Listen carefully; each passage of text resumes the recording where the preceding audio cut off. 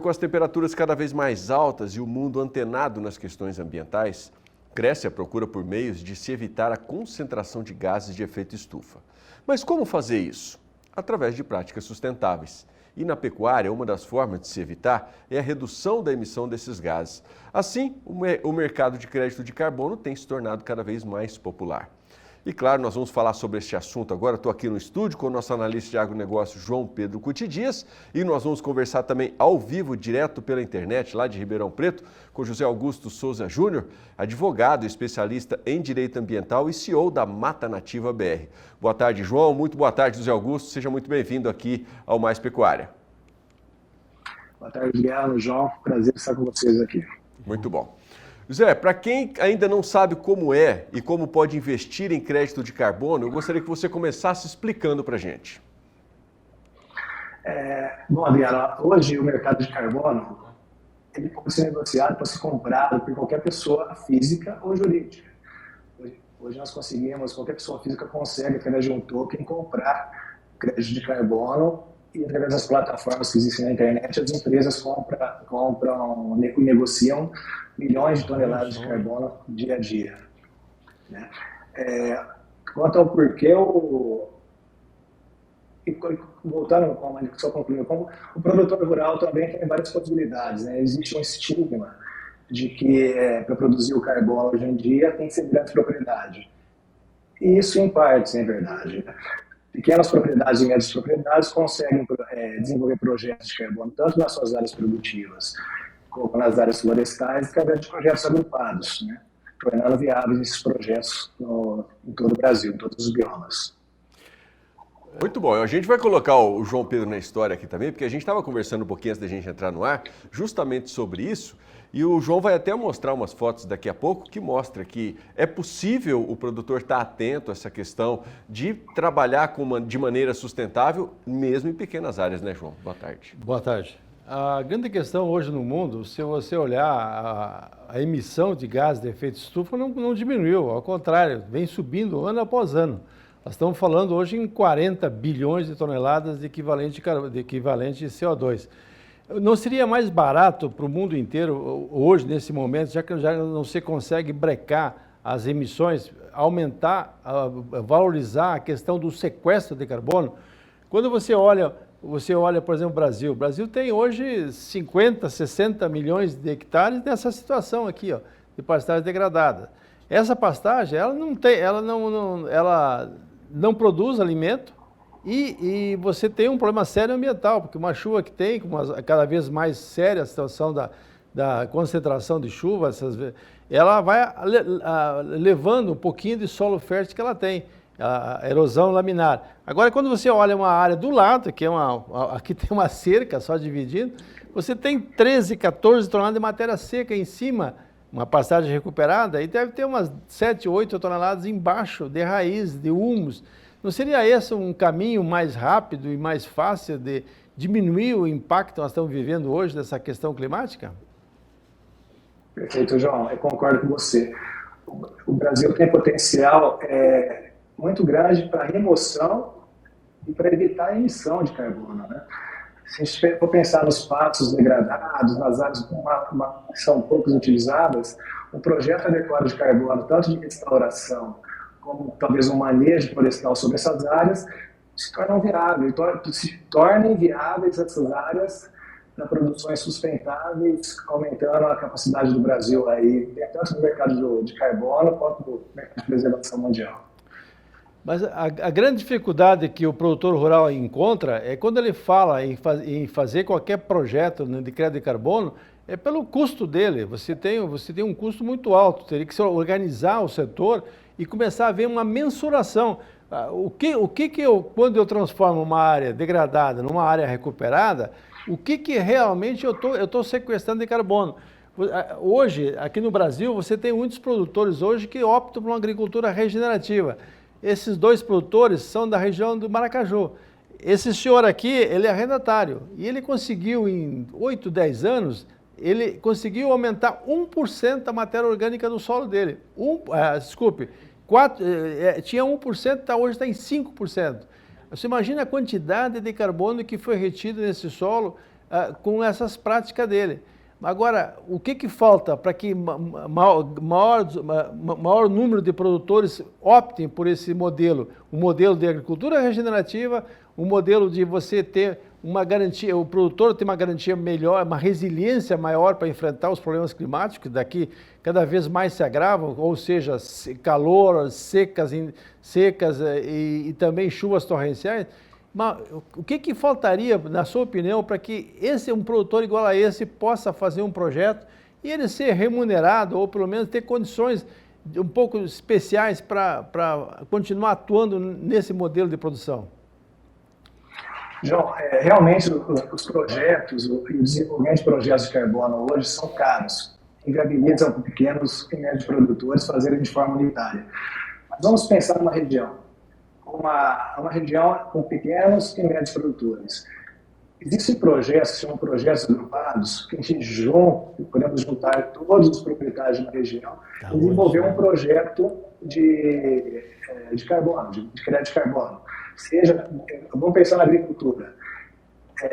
Um projeto que diminua o uso de agrotóxicos e a gente direciona ele para um projeto com utilização menor de agrotóxico ou uma produção orgânica, a gente torna viável um crédito de carbono. A gente mostra para o mundo que é possível produzir de uma forma sustentável, né?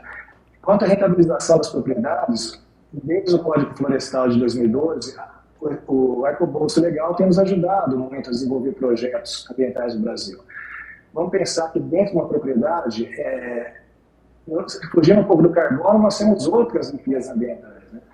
Nós temos a proteção adequada do solo, desenvolvimento de projetos adequados do solo, preservação de recursos hídricos, fauna e flora, desenvolvimento de corredores de fauna. Tudo isso torna a propriedade elegível a recebimento de serviços ambientais.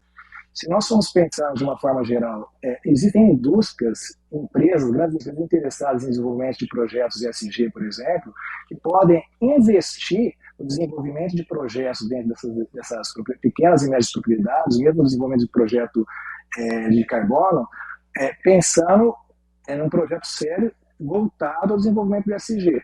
De outra forma também, um desenvolvimento adequado de preservação ambiental torna essas pequenas propriedades também elegíveis, não só recebimento de serviços ambientais, mas tornam elas aptas a mandar ou exportar esses produtos de forma que os países europeus ou americanos recebam esses produtos de forma, olhando para eles como produtos neutralizados, uma produção neutralizada já. Eu acho que existem os meios de desenvolvimento de projetos ambientais, projetos de preservação para as pequenas propriedades. Os custos podem ser suportados dentro de um projeto maior, pensando no produto final e na produção sustentável dentro das propriedades. Então, o caminho está aí, o arcabouço legal está sendo regulamentado no Brasil, não com relação só ao carbono, mas pagamento de serviços ambientais, e estão tornando as propriedades aptas a deixar o Brasil uma locomotiva no mundo com relação a um desenvolvimento sustentável sério e que aconteça de verdade. E até hoje é difícil de ver acontecer, não só no Brasil, mas no mundo afora. Eu acho que a produção brasileira já é um modelo para o mundo, né? Já é um modelo de sustentabilidade. Nenhum país preserva tanto como o Brasil preserva. Agora, é tornar essa preservação, rentabilizar essa preservação que aconteceu durante os anos. É transformar o que era um encargo na proteção do meio ambiente para os produtores rurais a uma renda para as propriedades, criar uma renda acessória através da preservação das florestas e dos recursos naturais. Só um detalhe, no Brasil tem um grande programa nessa área de compensação financeira para os produtores de etanol. Etanol você tem hoje o RenovaBio. Se o produtor se enquadra e ele gera créditos de descarbonização, a própria estrutura, ainda que aconteceu muito antes dessa legislação que foi agora aprovada no Congresso, havia a obrigatoriedade das empresas que produzem combustíveis fósseis, que são os grandes geradores de gás de efeito estufa no Brasil, comprarem esses certificados, os CBIOS. Não seria possível criar uma figura, mais ou menos, com esse mesmo modelo do CBIOS, onde tivesse um protocolo que fosse mensurado a pegada de carbono que ele tinha para produzir soja, milho, boi, a carne em carbono neutro, como tem a da Embrapa, enfim, nós temos uma série de atividades que poderiam ser beneficiadas com um modelo, com protocolos que pudesse gerar esses créditos seriam vendidos em bolsa, alguma coisa qualquer, ou no mercado, ou criasse a obrigatoriedade de quem polui pagar por esses créditos. Por exemplo, os três maiores poluidores do planeta é China, Estados Unidos e Índia. Havia um compromisso desde a COP de Paris de que esses países investiriam para recuperar esse problema que eles criaram ao longo do tempo. Mas parece que esse compromisso só ficou na teoria. Pois é, João. Eu acredito que é viável. Se a gente olhar para o mercado voluntário, ano passado foi aprovada uma metodologia na principal certificadora do mundo, que é a Verra, olhando para o lado de uma agricultura sustentável, né? Produção agrícola sustentável. Eu acho que ela torna viável qualquer projeto que seja semelhante ao CBio. Qualquer produto, milho, eucalipto, qualquer tipo de produção, é possível desenvolver um projeto dentro dessa metodologia num período curto, né? Volto. Para isso, a gente precisaria de áreas maiores. O CBio envolve uma grande área, né? Sempre desenvolver um projeto dentro do CBio, a gente pensa em áreas grandes de canaviais, né? Principalmente canaviais. Então, é possível desenvolver outros produtos, né? Volto, a Verra, desde o ano passado, julho, desenvolveu essa metodologia, nós estamos fazendo estudo em cima dessa metodologia e estamos entendendo que é viável encaixar isso no Brasil. Eu acho que o mercado voluntário torna isso viável. Quanto aos Estados Unidos, a China e os outros grandes poluidores do mundo, eu vejo hoje um movimento muito forte das empresas, né? Dentro dos nossos projetos, as empresas estão investindo de forma a rentabilizar o carbono e ter o carbono para neutralizar futuramente as suas ações. Então, eu vejo um movimento muito forte e mais prático do mercado privado com o desenvolvimento de projetos sérios de carbono, tanto de remoção quanto de evitar a emissão, né, do carbono. Eu acho que o mercado privado vai andar num ritmo bem mais acelerado do que o mercado regulamentado entre os governos, né? A gente depende muito, principalmente de China e Estados Unidos, para regulamentar. E a gente realmente tem pouco interesse dessas nações na regulamentação de mercado de carbono. A gente acompanhando a gente aqui, né, a audiência do Canal do Boi, com mais variados tipos de área, né, de tamanhos de áreas, distintos de áreas. Hoje, no atual modelo que existe hoje, existe um mínimo diário que tem que ser trabalhado aí de cobertura vegetal, por exemplo, nativa, alguma coisa, para que essa área possa ser rentabilizada? Sim, áreas muito pequenas. Se for pensar numa propriedade individual, muito difícil a gente conseguir desenvolver um projeto ED, por exemplo, né?